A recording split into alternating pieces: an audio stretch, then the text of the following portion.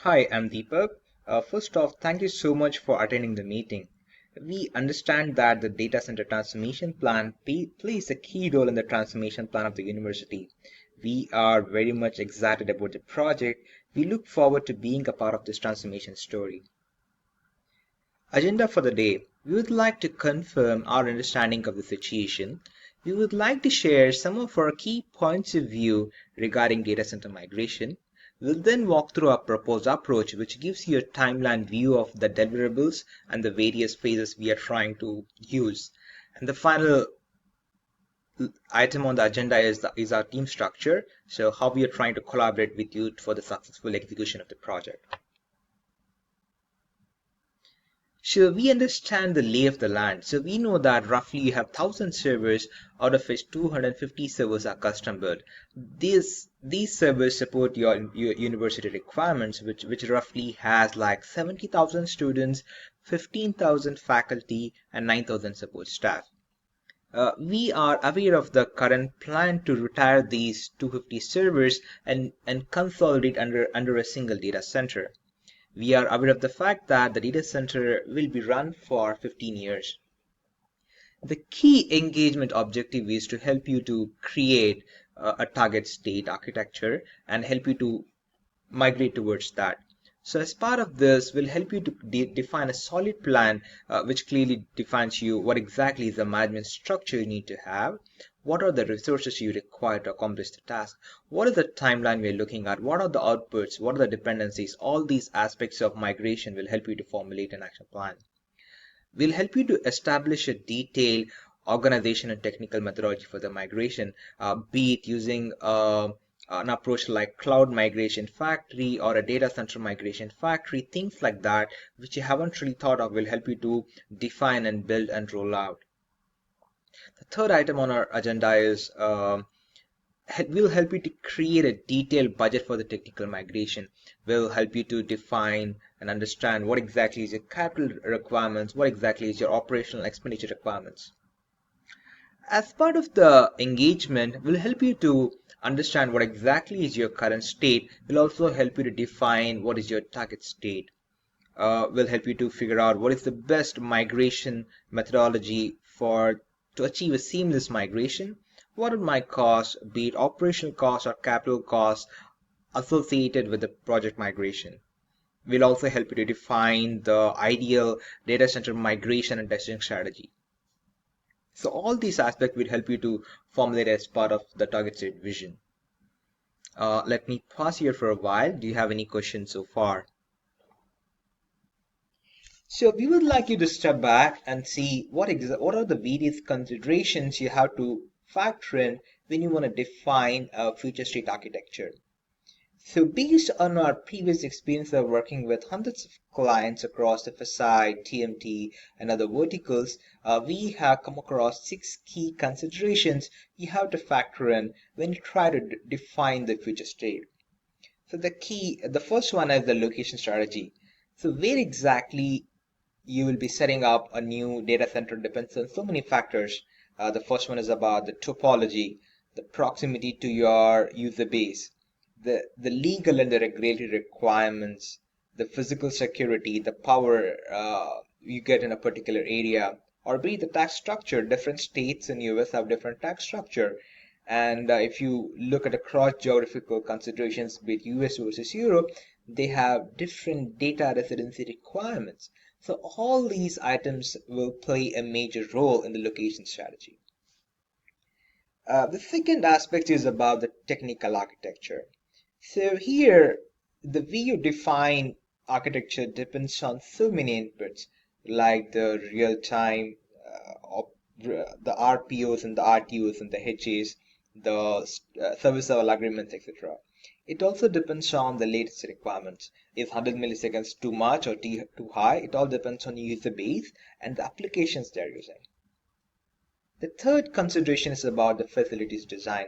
Whether you want to design a very state-of-the-art green data center, or you're not so keen about how green your data center is, or what is your availability constraint. So a lot of factors determine what kind of facilities you have to design. Is it a tier 1, tier 2, tier 3?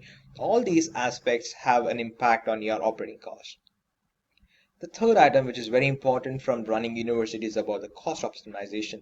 We understand that you operate under a very tight budget, so it's very crucial that you optimize the cost associated with running a data center. So we'd like you to provide what are the optimal cost strategies, what are the trade-off between having too much of availability versus minimal resiliency, things like that. Will help you to identify what are your run rate costs, be it cooling or be it the rental costs. The fifth item you have is the modernization plan. How much of replatforming you have to do down the line?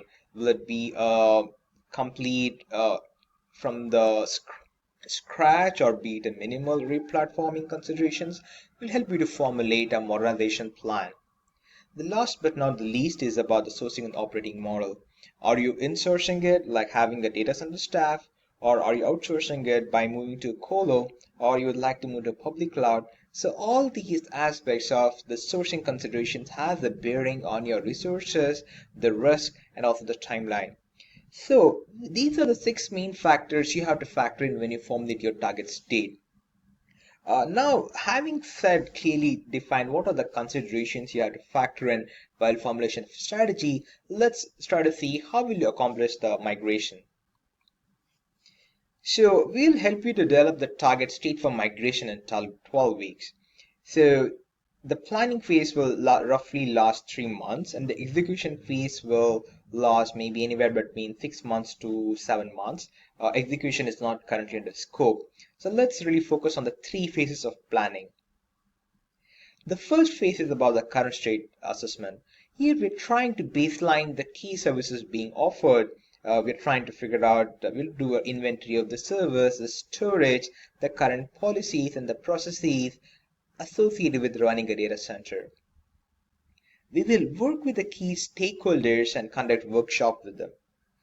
We will work with them to identify the leading industry trends or whatever the trends or the practices adopted by your peer university will help you to document that. At the end of the first phase, you'll be having a clear view of the current state baseline and also an overview of what is your budget. How much are you spending on buying an equipment, that is CapEx? How much of costs are you incurring with running them, that is OpEx? So we'll help you to identify the breakdown of these. The next phase is opportunity analysis. Once you're familiar with your current state, it's about trying to evaluate what are your various options you have and trying to prioritize them by some metrics.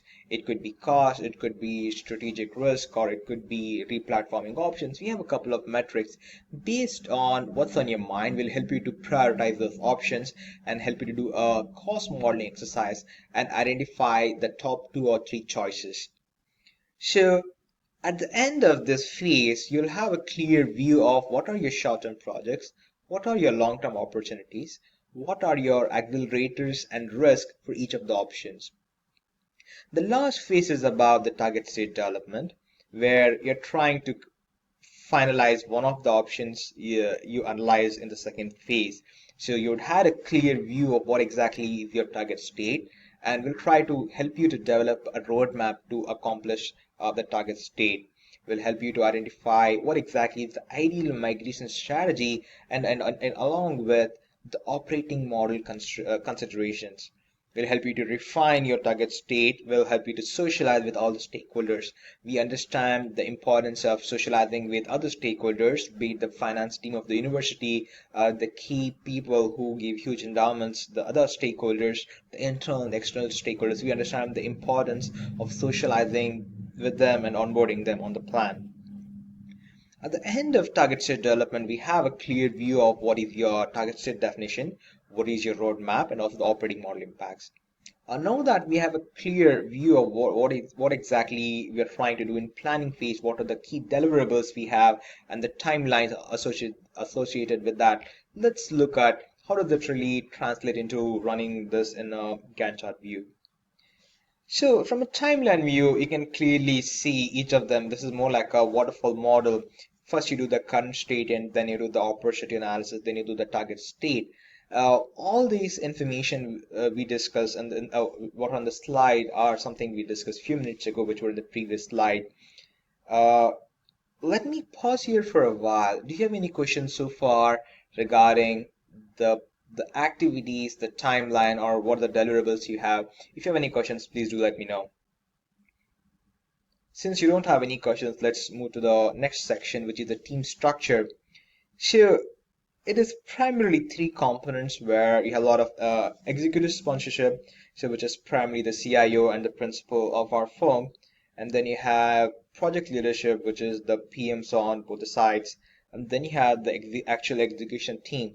So on your side, you have data center lead James, subject matter expert Robert, network consultant Sanjay, and we have Brett, Jamie, and Charles who will work with the execution team hand in hand to accomplish this project. Both the teams are responsible for defining and developing the deliverables, but your team plays a key role in vetting the deliverables and checking whether it meets the exit criteria and accepting them. And time to time, every week, we have a meeting where we discuss with all the stakeholders the status of the project. I think once in a fortnight, we'll provide an update to the executive leadership, and they are involved so that they are in loop regarding what is really happening. This is the way we trying to propose we operate and complete the project. Sure. With this, we are wrapping up the presentation. So I don't. I would like to know if you have any questions. I'm happy to address them. Thank you. Have a great day.